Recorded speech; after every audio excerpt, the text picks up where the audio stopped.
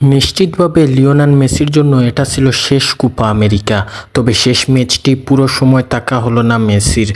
ইনজুরির কারণে মাঠ ছাড়তে হলো আর্জেন্টিনার মহাতারকাকে। ৬৬ মিনিট বদলে করা হলো তাকে। বদলি হিসাবে নেমেছেন নিকোলাস গঞ্জালেস। কান্না ভরা চোখে মেসি বিদায় জানালেন মাঠকে। ম্যাচের ৩৭ মিনিট মূলত ইনজুরিতে পড়লেন মেসি। আক্রমণে যাওয়ার পরই তাকে কড়া ট্যাকেল দিলেন যে কলম্বিয়ার রাইট ব্যাক সান্তিয়াগো আরিয়াস।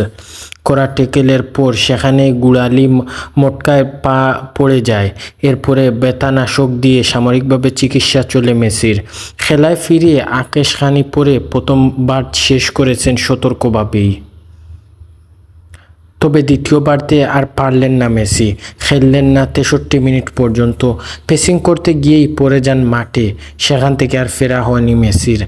মাঠের চিকিৎসার পর আর্মব্যান্ড তুলে দিলেন এবং অনূহের ডি মারিয়ার কাছে সাইড ব্যাকে বসেই এরপর কান্নায় ভেঙে পড়লেন মেসি।